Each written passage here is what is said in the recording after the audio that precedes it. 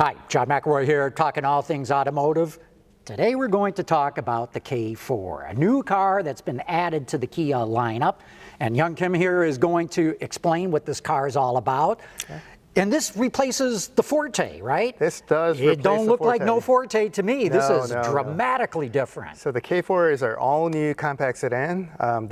It doesn't even look compact. There's nothing compact about this vehicle. We have the largest footprint in the segment, the compact sedan segment. In addition, we have a very substantial look from that long wheelbase and one of the widest track in the segment. Together, on top of that, we built a very beautiful body on top. So we have the sloping, curved fastback roofline. Very interesting treatment back here, too. I love, I mean, there's a lot going on here. Yes. But it's interesting for the eye. You know, this little kick up with the trim and then the fastback look to it. So this is what we call opposites united design language. Which means what? So it takes contrasting design elements like that curved, sloping roof back, and then we add a lot of vertical, multifaceted surfacing to the side. So it really catches the eye and makes it look like nothing else on the road. That's right. So give me some of the highlights about this thing. Sure. In addition to the styling, the longer, bigger footprint actually gives it the longest rear legroom for the rear passengers. So it doesn't feel like a traditional compact sedan. So we have the biggest rear headroom for rear passengers as well. So in a way, it feels... What's the wheelbase on this thing? Wheelbase is 107.1 inches. Yeah, so again, that doesn't sound too compact to me. Right, yeah, so we have 38 inches of rear legroom, and I think no matter where you sit in the vehicle, you'll have plenty of space. And let's take a look at the front here too. What can you tell me about this? On the inside, our designers did a beautiful job integrating two 12-inch screens. And right in between those screens, we have a 5-inch AC screen that you can't see right now, but that's also a touch screen control. So we have a lot of tech on the car, but we also made it very usable. So we have redundant controls for the HVAC, audio controls. You mean for backseat passengers? Oh, no. For the driver and the passenger. Oh, okay. Right. So you can use the screen if you want to, but you can also use physical controls. Got it. So some other items I want to highlight on the interior.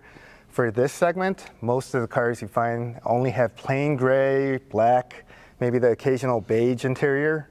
Our designers want to go above and beyond that and offer a lot of color choices. So we have this interior on GT line as standard, which is a black and off-white two-tone. On the base trims, the LX, LXS, and EX, we have a two-tone gray that has contrasting color between the driver and passenger side. We also offer a green and black interior on the EX. And you'll see later on the GT line, we're going to have a black and red interior package as well. So 4 different color options. It's unheard of in the segment. We're giving our customers a lot of different choices. Let's pop the hood and take a look under there too. Sure.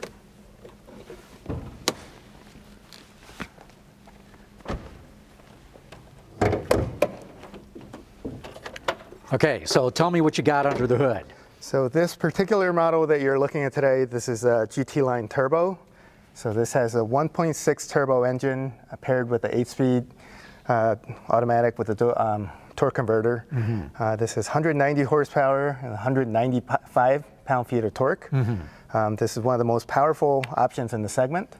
And I think our customers are going to be really happy with this. For our base powertrain, we have a 2-liter engine that makes 147 horsepower, and it's very efficient. We're targeting similar fuel efficiency as the outgoing Forte, despite the bigger size and a lot of added equipment. Okay, what's the outgoing MPG on the Forte? Forte, I think the peak is 34 MPG. That's our target for this car, but we don't have anything official to share yet. Gotcha. Price range, where's it going to be more or less? Price range is not official yet. Okay, yeah, what was the outgoing Forte? Outgoing Forte started just under 20,000. Oh, so wow. 19,900. There's no way this is going to be just under 20,000. I can't talk about pricing yet, but it will be competitive. Okay, and it walks up to what? You know, here the GT. Where could we see the price coming in, more or less? I think all I can say right now is that it'll be competitive with the segment. Okay. Yeah, so Okay. we'll offer a lot of value for the price that we'll There wasn't a eventually Forte release. GT, was there? There was a Forte GT. Turbo 4 too as well? It had a 1.6 Okay. turbo as well. That Okay. was paired with the manual transmission and dual clutch. And it was priced at more or less? Around 25, 26,000. But yeah, I so can get you that. a lot of exact number. value. Right. A lot of value. Wow. A lot of value for the performance. When's the K4 going on sale? K4 is going on sale very soon. So our factory, our world-class manufacturing facility in Mexico is getting ready to start production very shortly. Oh, very interesting. So it has not been introduced in other global markets? No, so U.S. will be one of the top markets for the K4. So we'll be starting production for U.S. market very soon. So what's Kia's thinking? You know, because everybody keeps talking about this as an SUV market or a crossover market. Sedans have been shrinking in share, but you guys are committed to this. Yeah, so compact sedan segment is very important to Kia. We've actually doubled our share in this segment from 2018 to now. And last year we actually had record sales for the Forte. So this is where a lot of our younger, first-time new car customers come into the market. So we're really excited to offer something very new, very distinctive for those customers. Boy, no kidding. I got to believe if this is priced anywhere near the Forte, it's going to greatly outsell the Forte. Yes. That's the plan, right? We're very confident that this will do well on the market. Anything else? Have I missed any other highlights you want to really get into? In addition to what you can see, so underneath we have a lot of technology, like I mentioned before. This has the most advanced ADAS system.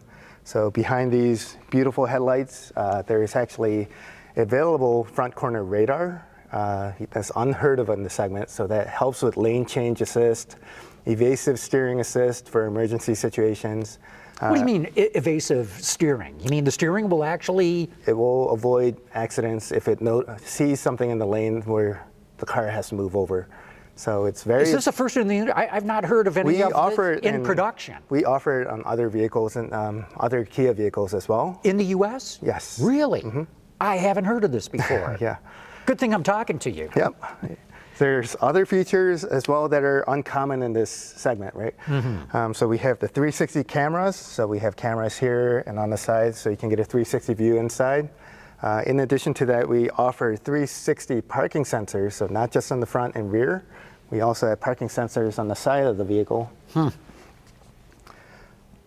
And inside, there's a lot of usable touches because after all, this is going to be someone's commuter car that they use for driving to work or driving to school. Yeah. So we have a lot of important features for customers like giant cup holders. Just looking under the hood here, any thoughts of a hybrid in this car? For now, we are not planning to offer a hybrid. I think we have, with our two options, we're covering all the bases. We're giving people the efficiency that they need with the 2-liter engine. And for people who need a little bit more power, we have the 1.6 turbo engine. But we'll continue to monitor the market, and if we hear that customers really demand a hybrid powertrain, that's something we can study for the future. Not that Kia doesn't have hybrid powertrains. Right. That's right. Yep. Young, thanks so much for the presentation. Really Thank you for appreciate checking out the K4. Yeah.